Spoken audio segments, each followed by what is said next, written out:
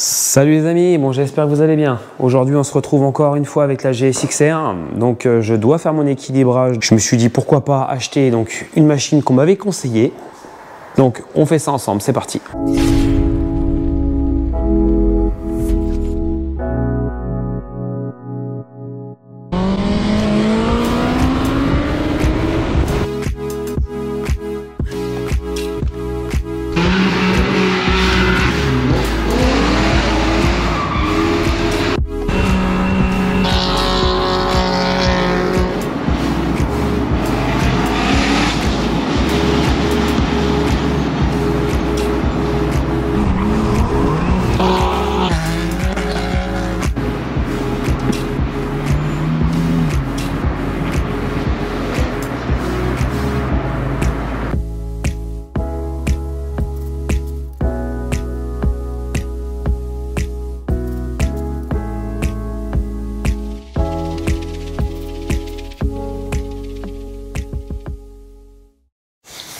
Bon, donc je dois équilibrer les roues. Donc, puisque j'ai modifié un peu la GSX-R, alors avant de vous la montrer, je vais vous expliquer un peu pourquoi j'en suis arrivé à la modifier. De base, je ne voulais pas la bleue que j'avais achetée. Je voulais une blanche. Les blanches sont assez rares, c'est très compliqué à les avoir hein, quand vous regardez un peu sur le marché. Donc déjà que les GSX-R, il y en a de moins en moins. Mais alors en plus de ça, en blanche, il y a eu très peu d'exemplaires. Je la voulais en blanche. Et bon bref, j'ai acheté récemment la 360 pour faire les vidéos moto. Et quand je l'ai posée à l'arrière de ma moto, le caoutchouc de protection a sauté et ça a venu me limer la coque arrière. Forcément, maniaque comme je suis, j'ai voulu essayer de faire des retouches avec des peintures d'origine, au pistolet. On n'arrivait pas sur les mêmes nuances, ça faisait dégueulasse, ça m'a saoulé. Et je me suis dit, bah allez, je change de couleur. Et du coup, voilà. Donc je l'ai fait en modèle 2020, si je dis pas de bêtises. Il y a eu 2-3 modifs que j'ai fait. Voilà. Ça reste exactement la même, hein, aucune différence. Sauf que je la préfère en blanche. Les fameuses jantes bleues en triton. J'ai rajouté les deux ailettes qui fait un poids, je ne dis pas de bêtises, à 126 kg. C'est pas du Wish, hein. C'est Puig pour ceux qui connaissent. Donc ça ne touche pas la carrosserie, hein. C'est plug and play, c'est installé par le dessous de la moto. Non, je suis vraiment content du rendu de la couleur, ça fait magnifique. J'ai même l'impression que ça la rajeunit. Bon, le problème n'est pas là. C'est qu'une fois après avoir fait le remontage, moi même je sais que c'est pas très bien, qui est habitué à ne pas équilibrer ses motos, bah, je me suis dit, bon, je veux pas l'équilibrer, les jantes sont neuves, ça me faisait chier de coller des plombs dessus.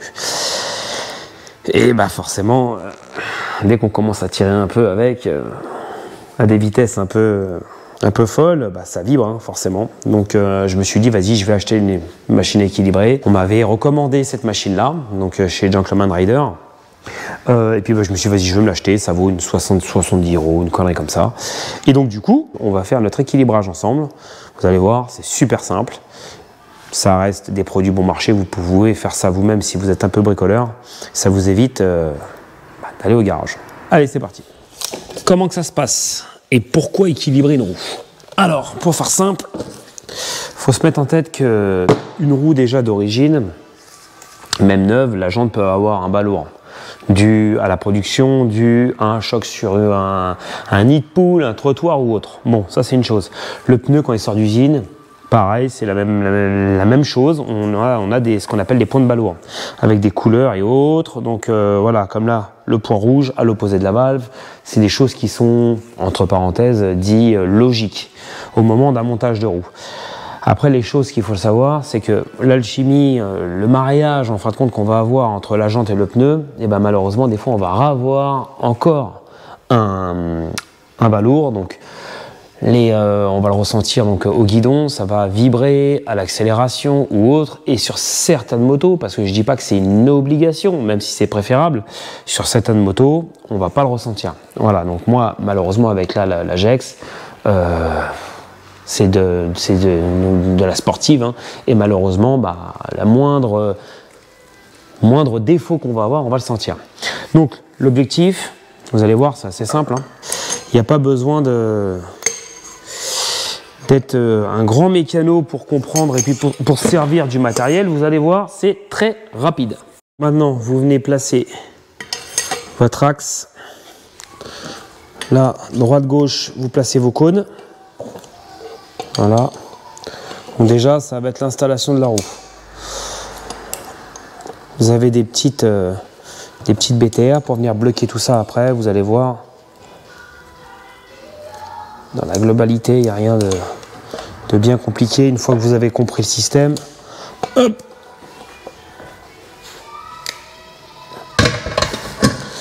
Et après, je vous explique tout. Ce que j'ai fait, je vous ai rapproché pour que vous compreniez un peu le système. Là, ici, vous avez des cônes.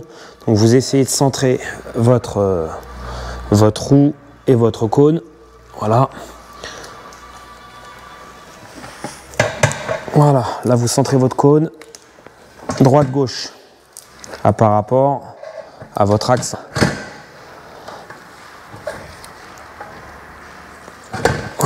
Une fois que ça c'est en place, vous venez serrer vos arrêts de cône.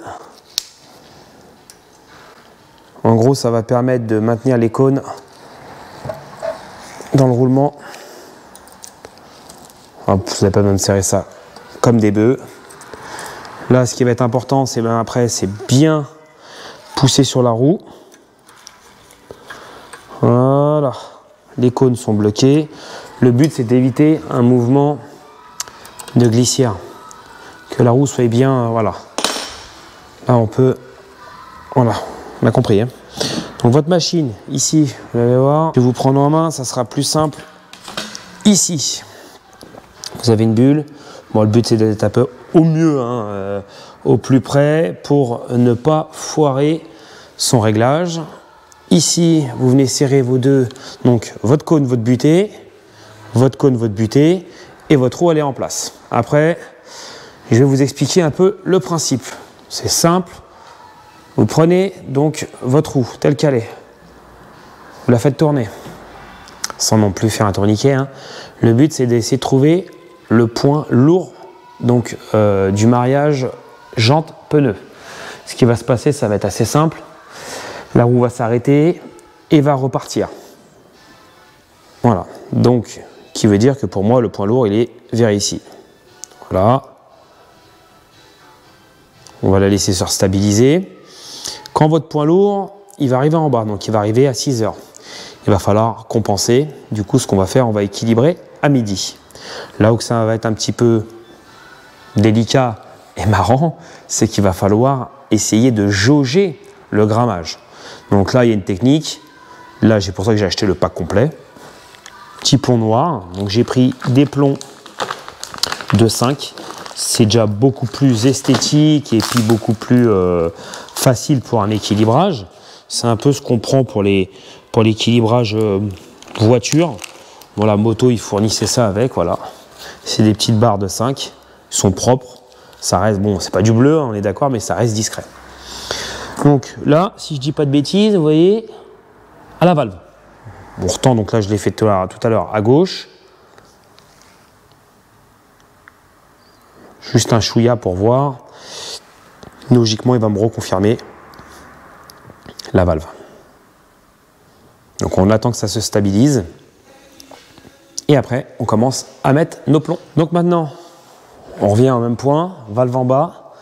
Donc on va venir commencer à poser des plombs en haut. Vous pensez bien à dégraisser. Moi, je fais ça avec du bardage, je suis habitué, hein, mais vous dégraissez. Voilà. Alors après, il y a plusieurs possibilités. Hein. Soit vous pouvez mettre ici au bord, juste là, voilà, ici. Moi, j'aime bien le mettre à l'intérieur. Bon, c'est plus propre. Hein. Après, chacun son choix. Alors, ce qu'on va faire, on va commencer par 10. Et après, on va pouvoir équilibrer. C'est-à-dire, là, je mets 10 sur ce côté-là. Si je vois qu'il m'en demande encore, bah, je mettrai de l'autre côté. Ça évitera de se retrouver avec une ribambelle ici. Alors, étant donné que j'ai pas large, je pense que moi, je vais être obligé de mettre en latéral. Comme ça. Ici. Je ne vais pas avoir le choix. Donc là, si on se met à midi, on va être à peu près ici. Voilà. Donc là, on recommence. L'objectif, c'est que la roue, après, puisse s'arrêter autrement que à la valve. Si à chaque fois elle nous confirme la valve, bah, je mets 5 là, 5 derrière. On relance. À côté, 5, 5, et ainsi de suite. Jusqu'à temps de trouver, on va dire, le réglage à la perfection. Là, pour l'instant, on sait que là, on retombe sur la valve. Donc, aucun intérêt d'attendre. On fait la même chose de l'autre côté. Hop. Voilà. J'avais déjà un 5 de préparé ici. On essaye d'être précis quand même. Alors, c'est sûr que c'est beaucoup plus long qu'avec une machine de pro, hein, on est d'accord. Le problème, c'est que nous, maintenant, les machines moto ne sont plus couplées avec les machines voitures, à moins de racheter les adaptateurs. Et donc, à l'époque, je l'avais sur mon ancienne machine, maintenant, je ne l'ai plus. Donc, étant donné que je le fais pour moi ou pour les amis, je me dis autant que je le fasse comme ça. C'est largement suffisant, même si on passe 10 minutes par roue, c'est pas la fin du monde. Donc déjà, on s'approche.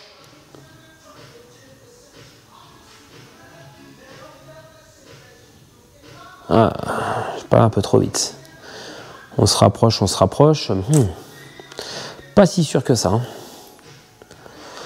Pas si sûr que ça, parce que là, ouais, elle nous redemande encore. Donc on continue. Alors après, bon, moi là, les pneus sont neufs. Hein. Les pneus, ils ont quoi? Ils ont 2000, 2500, bref, allez, 2000 bornes, à tout casser. Depuis que j'ai acheté la moto, j'ai pas roulé énorme. Et c'est vrai que on peut pas dire que c'est à cause du pneu, quoi. Mettons une déformation ou autre, là c'est vraiment l'équilibrage. Et puis là, quand je vous montrerai après, ici, vous allez voir, comme ça, vous allez comprendre, j'équilibre. En fin de compte, là, il y a la valve, mais j'équilibre à ce niveau-là, au niveau du ballot ici. Là. Donc, on continue. Donc là, on en est comment là? Alors,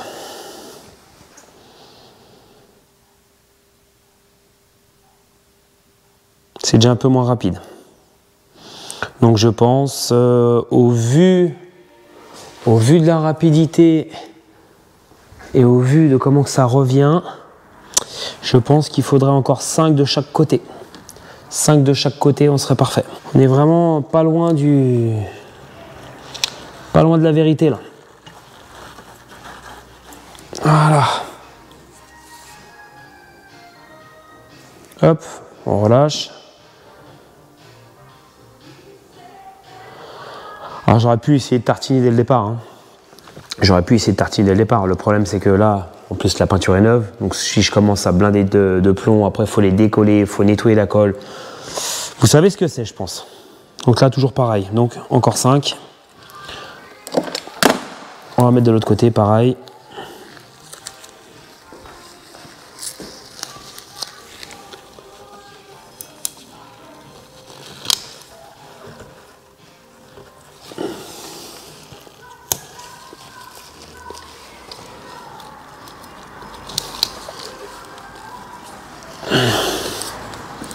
Alors passer sur les jantes avant, c'est chiant. Parce qu'avec les disques, c'est pas ça. Et puis dès qu'on commence à tripoter, vu que la jante elle est neuve, les plombs, ils aiment pas ça. Voilà. Allez. Donc là,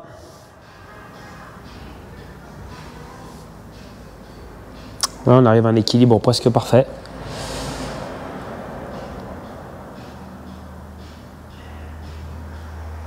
Alors quand on arrive sur un équilibre, on va dire qui est quasiment bon, vaut mieux se reprendre à plusieurs fois. Parce que vous voyez là, la valve, elle n'est pas redescendue à 6 heures. Donc vous repartez de l'autre sens. Voilà, vous mettez à l'équilibre. Et là, on est vraiment, on est vraiment pas mal là. Je pense que faudra peut-être 5 grammes. On va voir ça.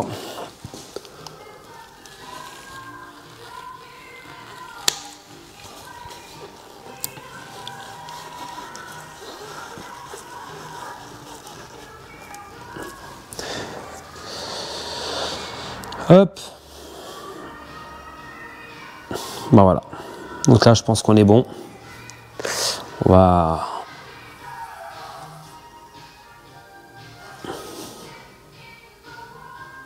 Voilà. En gros, quand on a un équilibre comme ça, donc qui dit équilibre parfait, voilà. Là, en fin de compte, ce qui se passe, c'est que ça ne tourne plus. Peu importe dans le sens où qu'on le met. Ce qui veut dire que là, si je la fais tourner en rotation, elle devrait s'arrêter un petit peu, je dirais n'importe où. Le point lourd ne sera plus à la valve. Donc là, la roue est parfaitement équilibrée.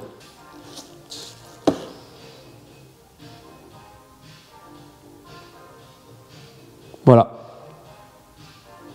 Elle ne redescend pas, elle se stabilise. L'équilibrage est bon. On va faire la même opération sur l'arrière et puis on aura un équilibrage nickel. Donc, roue arrière, même punition. On va se mettre comme ça. On va avoir encore un balourd sur la valve, mais j'ai l'impression quand même peut-être un petit chou moins que l'arrière. Ah, ça y va quand même. Hein.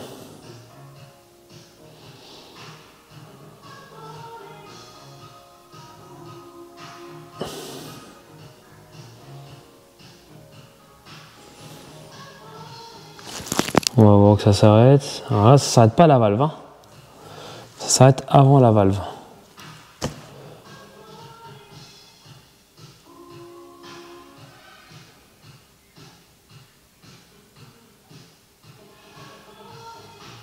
Ouais, avant la valve.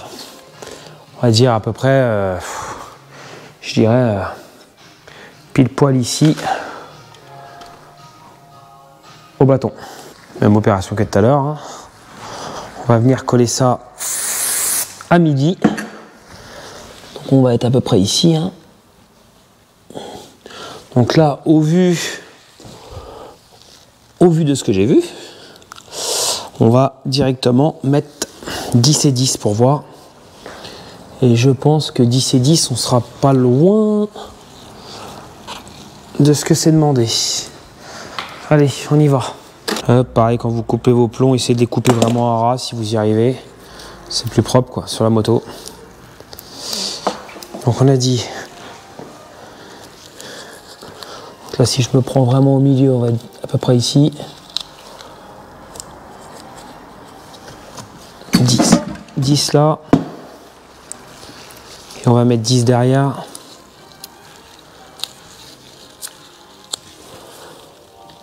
Hop là.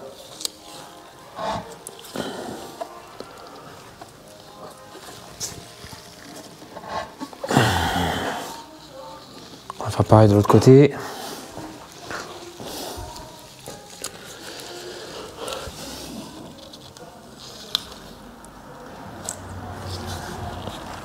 Regarde, ça permet de faire quelque chose d'uniforme quoi.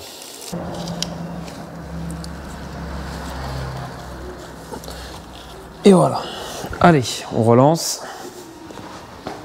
Donc là, on va se mettre 50-50. À peu près ouais, ici.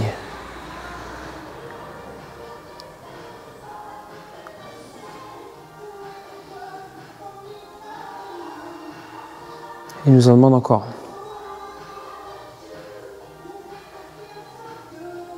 Pas grand chose. Ouais. Ouais,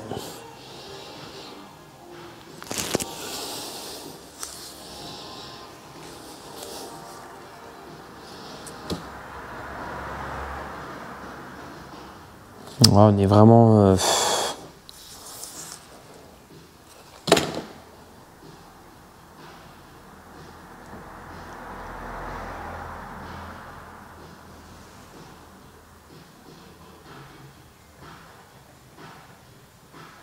pas grand chose, hein. Je vais essayer 5.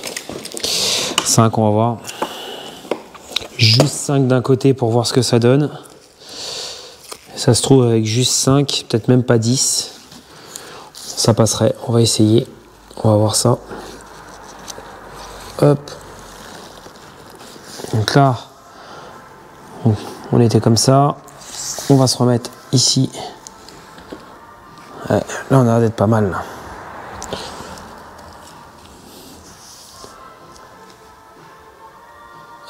Là, on est pas mal du tout, là. On va la faire tourner.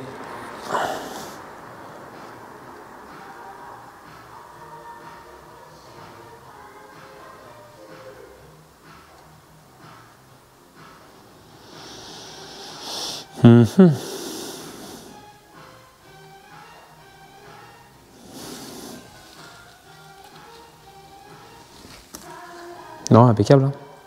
Là, on est nickel. Donc, un petit chouille moins qu'avant. Donc voilà, vous avez vu, il n'y a rien de bien compliqué. Hein. C'est un peu de patience. Une fois qu'on a coup de main, ça va très vite. Hein. Et l'avantage, c'est qu'après, moi, vous roulez tranquille et ça vous évitera pas mal de vibrations. Bon, voilà, les amis, on a fini. J'ai remonté. J'en ai profité. J'ai agressé la chaîne. Pensez à bien faire vos serrages de couple. Important. Frein, bien dégraisser. Remettre bien vos axes. Tout resserrer correctement. Qu'il n'y ait pas une perte de plaquettes en roulant. Sinon, on risque d'avoir des problèmes. Bon, dans la globalité, c'est un petit appareil qui est franchement largement suffisant pour ce qu'on lui en demande. Donc, comme je l'ai dit, une 70 € environ. De toute façon, comme d'habitude, je vous mets tous les liens en description. Donc, j'espère que ça vous a plu. Pensez à partager, les petits pouces bleus. Et puis, je vous dis à la prochaine. Allez, ciao!